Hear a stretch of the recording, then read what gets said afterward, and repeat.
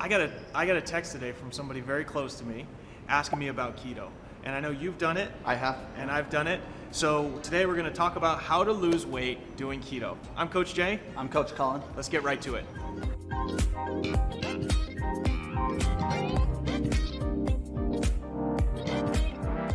All right, so Cullen, like you did keto for a while, right? Tell me like your experiences. How much weight did you lose doing the keto diet? I actually lost a pretty significant amount of weight, about between 60 and 70 pounds. Wow. Doing keto, yeah. Wow. And was it easy or?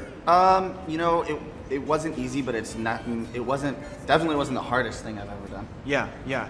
So let's just, like, for the audience here, let's talk about what keto is. Yeah.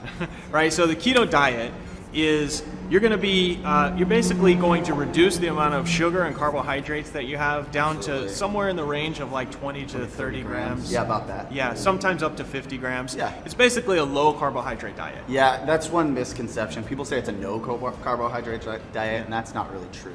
Yeah, it's a low carbohydrate diet. The idea is to cut way down on the sugar so your body stops burning sugar. Yep. And it starts burning ketones. Yes. Yeah. Yes. You want to get really, really kind of nerdy. You stop burning glycogen, which Yep. is the sugars, and you start burning fats, which are the ketones. Yeah. So then the fat is basically the fat that you're either consuming or the fat that's in your body. All right. Right. Exactly. And so apparently, and I'm not like super into all the science on this, but apparently ketones are a more efficient a source of fuel for your brain and your body. They do say that, and definitely my experience was I had less what we call brain fog. Yeah.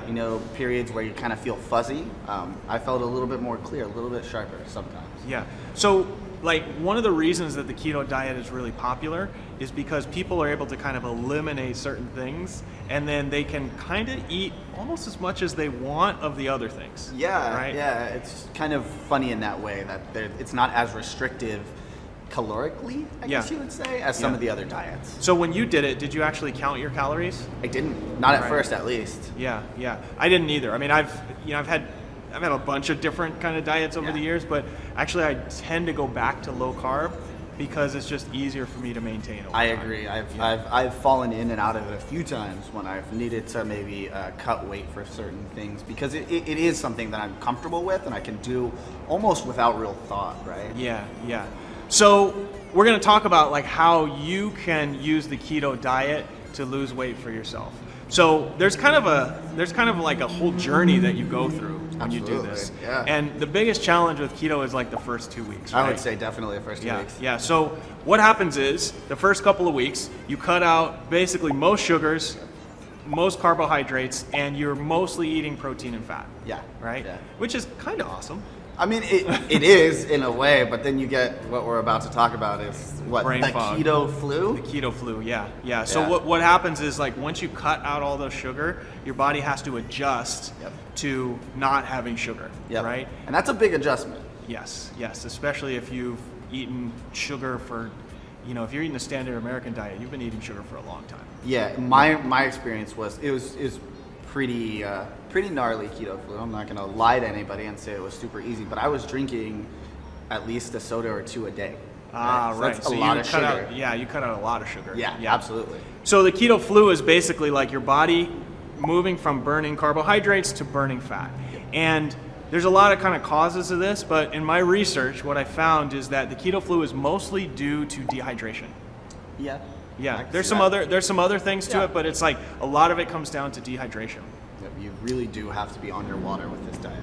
The first time I tried this was like 8 years ago before it was even called keto. Yeah. It was called something else. And I remember the first 2 weeks, I was like, I just wanted to die. It was Yeah, the it was worst. not very fun. Yeah.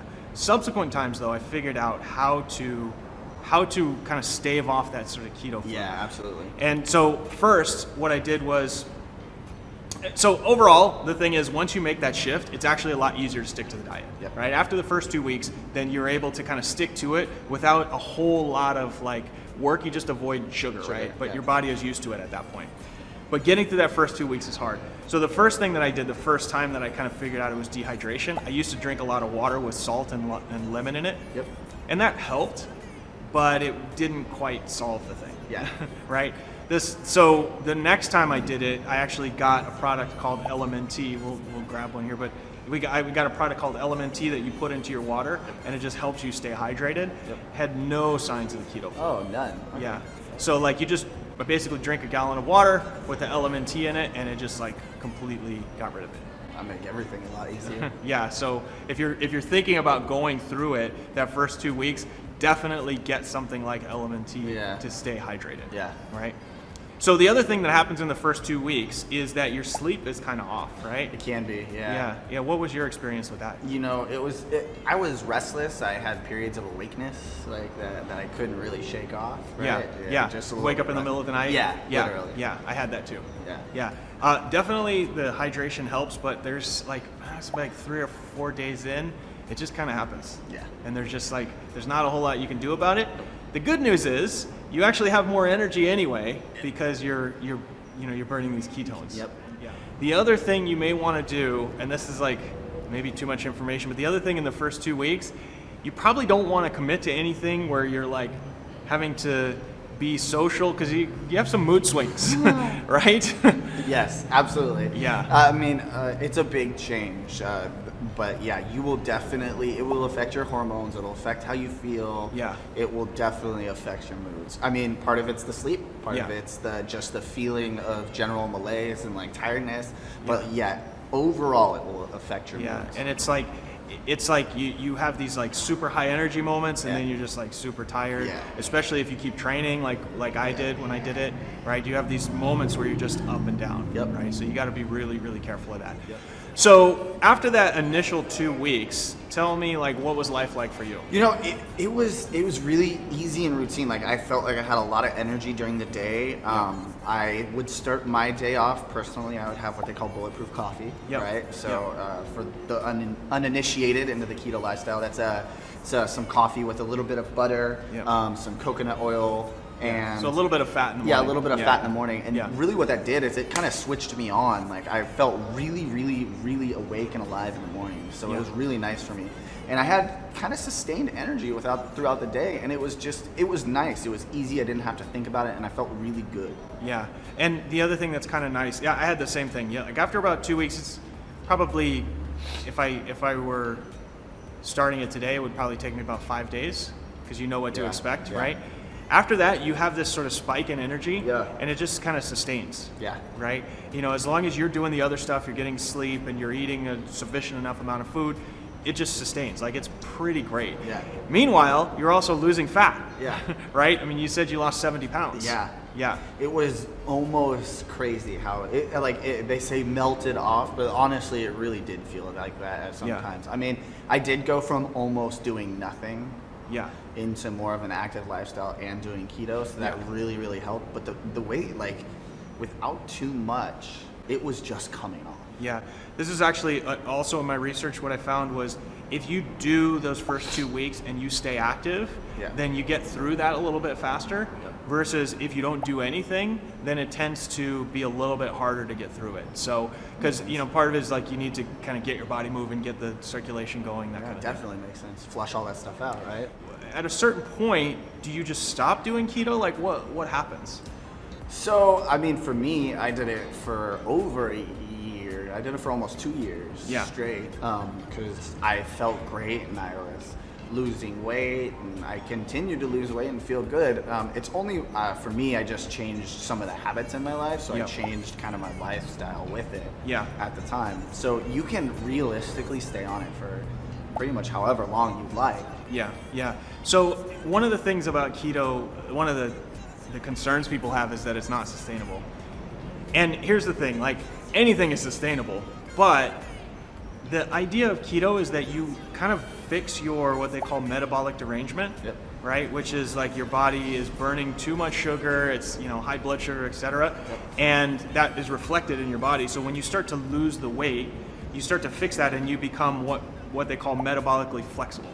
Right. So then you can start bringing back in more carbohydrates without it necessarily impacting you the same way it did before. Yeah, and that I definitely have seen that. So I moved back into a higher keto diet or a higher carbohydrate diet away from the keto. When I went back to training a little bit more as I started here actually. And the carbs didn't affect my body in the same way. Yeah. Part of it was probably being a little bit more active, but I think also it was fixing what you call the metabolic derangement that I had. Exactly. So like when you start, you might do 20 to 30 grams or less of carbohydrates, but as you get more into it, you can push it to 100, 150 and still be in ketosis, right? Yep. So ketosis is basically your body burning ketones. Yep. Did you ever measure your ketones? You know, I did the strips once. They have these strips that you can use, and it's kind of gross because you have to dip them in your urine or whatever to see if you're burning them. I did it once, and they were like less than accurate, I'd say. Like sometimes I would do 2 of them, and like one would say I was, one would say I wasn't. Right? So those weren't real. You can measure it. Like the best way is a blood test, but then you gotta like prick yourself every other day. There's a breath test that you can use, something called a lumen. We'll put a link there. But honestly, like once you get past that first 2 weeks, you can kind of feel it. Yeah, you can know. You'll know. Yeah, it's you feel it with the energy, you know, like your cravings and stuff like that. It's like you kind of don't have to worry about it too much. I think when you start to introduce things back, that's when you want to pay more attention to it. Absolutely. Yeah. So in terms of like the long-term sustainability, it is more of something you do for a season, right? And then you basically go back to something that feels like a balanced diet. Correct. Which, to be honest, the standard American diet is not a great balanced diet. No, it's not, right? not at all. And a balanced diet, for a lot of people, tends to be on the lower carbohydrate range unless you are training for something specific. Yeah. Right? Definitely. So yeah, in terms of stability, long-term, you know, it's not a long-term thing. No, definitely not. Super long-term, right? You're not going to do this for the rest of your life.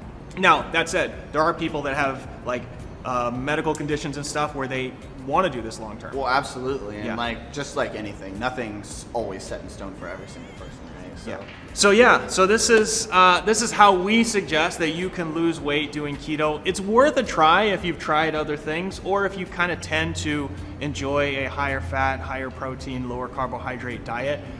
It's definitely worth trying. It is not for everybody. Absolutely not. Absolutely not for everybody.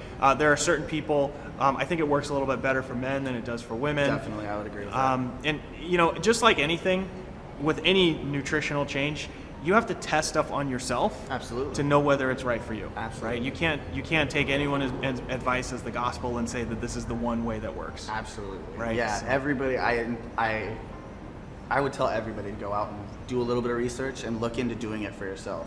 Don't listen to anything, but try it, just like you said. Yeah. If it doesn't work, no big deal. You go right back to what you were doing before. But I think it's definitely worth a try for a lot of people. Yeah. So do us a favor. If you like this video, go ahead and hit the like button, and make sure you subscribe if you want to be notified for our next video.